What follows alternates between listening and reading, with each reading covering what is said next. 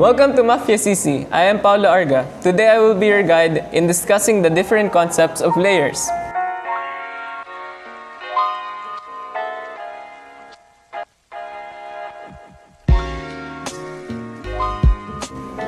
So, to start with, we first must describe layers. It can be compared traditionally to pieces of paper stacked on top of one another. These papers, of course, are transparent and only the contents within them can be visible.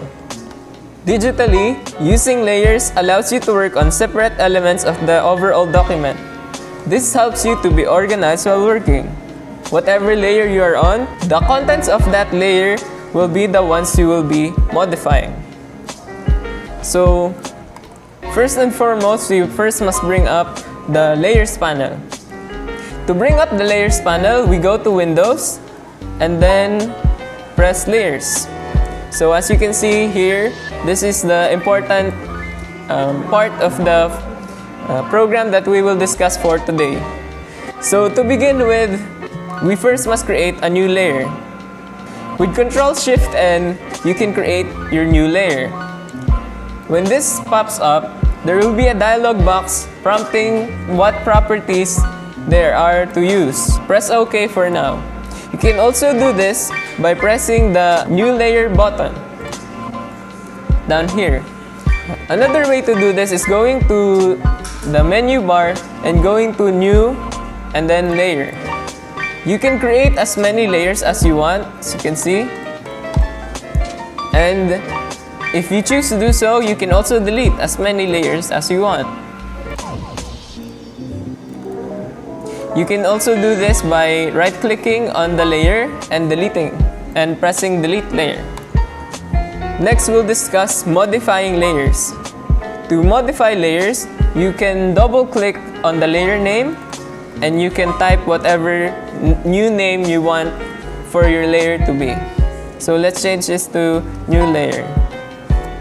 You can also modify this layer by right-clicking on the layer and choosing a color. This will not affect the overall quality of your document, but it will help you be more organized. Next, we'll discuss controlling layers. To do this, you can hold and drag a layer and move it up or down the Layers panel. If you move a layer upwards, it means that it will go in front of the document. Likewise, if you do it downwards, it will go behind the document. Next, we'll discuss transparency. But before doing so, you can edit your preferences right here in the menu bar by clicking on Edit, Preferences, and then Transparency and Gamut.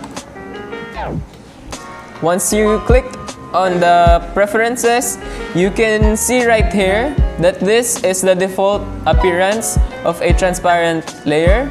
So you can see the checkered area right here. You can change it to small, medium, or large. You can change the colors as well if gray is not your desired color. So to describe transparency again, you can see right here in the panels menu that once you remove the white background, it is just a transparent sheet of layer. To change the opacity of these layers, you can do this by the simple visualization. Earlier, I created this ellipse, which we can show how the opacity will change.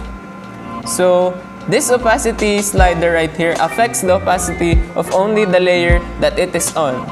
So as you can see, this opacity bar right here, when you click it, a slider will pop up and you can modify the opacity right here.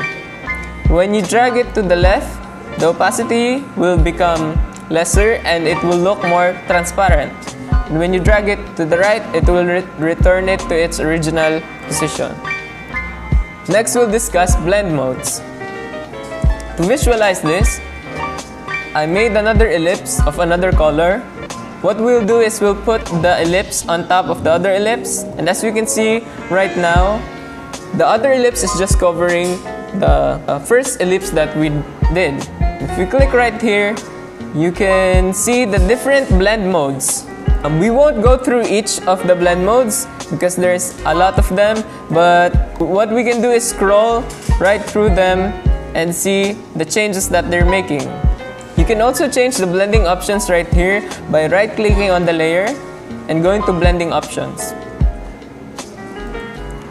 So we'll see the same options as the last time, so we'll keep it as normal. We can also change the opacity here and advanced blending right here. Next, we'll discuss layer styles, which is in the same dialog box.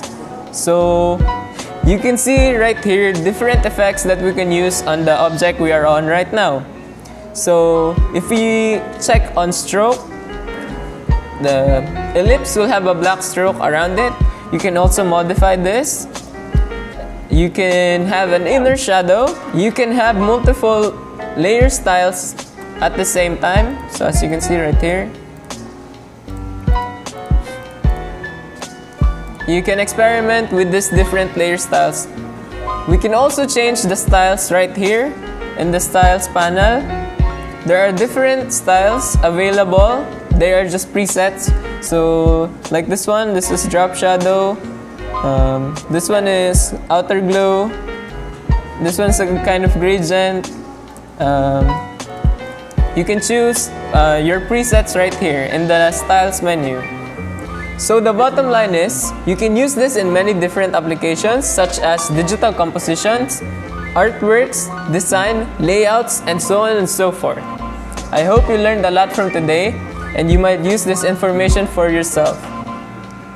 Once again, I'm Paulo Arga and this is MAFIA CC.